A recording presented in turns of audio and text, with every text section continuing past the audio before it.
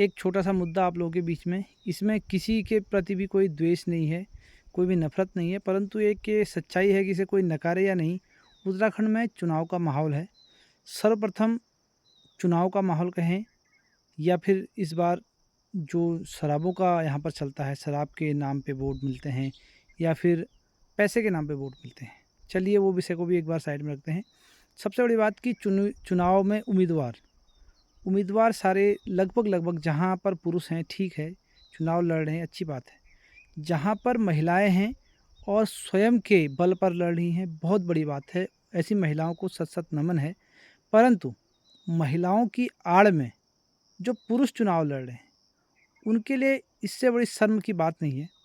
और ऐसी महिलाओं के लिए भी बहुत बड़ी शर्म की बात है जो अपने नाम पर पुरुषों को लड़ा रही हैं, क्योंकि एक तरफ आप इंडिपेंडेंट हैं और एक तरफ पुरुष आपके नाम पर चुनाव लड़ रहे हैं। क्या आप में इतनी योग्यता नहीं कि आप चुनाव को स्वयं के दम पर लड़ें, स्वयं के नाम पर लड़ें? और पतियों को देखिए, पोस्टर भी बन रहे हैं, छोटा-सा फ़ोटो अपना बीच में लगा रहे हैं, ये कार्यकर्ता, वो कार्यकर्ता, कोई सामाजिक बना है, कोई कुछ बना हुआ है। तो बड़े शर्म की बात है, जो स्त्री अपने दम पर चुनाव नहीं लड़ सकती, आपको लगता है अपने दम पर क्षेत्र के लिए कुछ विकास करेगी, ये केवल एक पद पाने की लालसा है और पद के नाम पर कुछ पैसा खाने की लालसा है, उसके अलावा कुछ भी नहीं।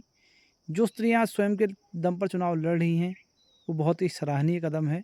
और मैं कहता हूँ सबसे पहले अगर आपका पड़ोसी भी है तो उसे सपोर्ट करने से पहले ऐसी स्त्रियों को सपोर्ट करिए जो खुद के दम पर चुनाव लड़ रही है। और ऐसे लोगों से सावधान रहिए, क्योंकि विकास की भावना उनके अंदर हो ही नहीं सकती।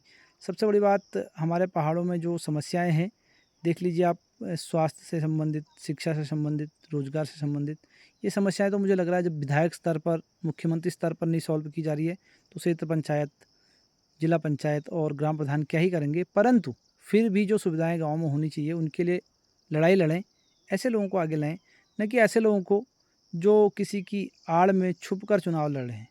और सबसे बड़ी बात, कुछ ऐसे लोग जो अच्छे पद पर होकर, लेकिन उनको कुछ सरकारों ने ऐसे अधिकार दिए हैं कि वो चुनाव लड़ सकते हैं, और एक तरफ गांव का वह व्यक्ति जो वाकई में इस पद को डिजर्व करता हो, क्योंकि वह ज़मीन से जुड़ा हुआ है, वो समस्याओं को जानता है, उसमें थोड़ा ना बहुत विकास की भावना हो सकती है। परंतु जो पहले से ही वेल सेटल्ड है, वह चुनाव लड़ने के लिए आता है किस चीज़ को लेकर कि सबका अधिकार है, लोकतांत्रिक देश है, संविधान सबको अधिकार देता है, तो हम चुनाव क्यों ना लड़ें। एक अच्छे प्रतिष्ठित पद पर आप हैं, उसके बाद से भी आप चुनाव लड़ रहे हैं, तो मुझे नहीं लगता कि आप केवल विकास के लिए चुनाव लड़ रहे हैं। आपको मोटी कमाई करनी है, शायद कुछ घपले करने होंगे। तो इस प्रकार की सोच लोगों में हो गई है, तो ऐसे लोगों से बचें।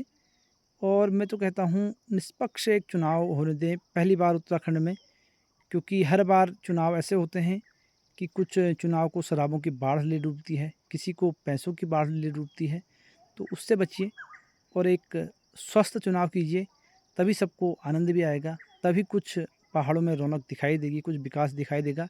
नहीं तो ये आपको अगले 5 साल बाद ही मिलेंगे। बाकी आपको मिलने वाले हैं बहुत ही जल्द एक बहुत बढ़िया वीडियो में। तब तक के लिए अगर आप हमारे चैनल पर नए हैं तो सब्सक्राइब ज़रूर कीजिएगा। वीडियो को एक लाइक कर दीजिएगा, एक छोटा-सा अपना विचार कमेंट में लिखिएगा। तब तक के लिए जय श्री राम।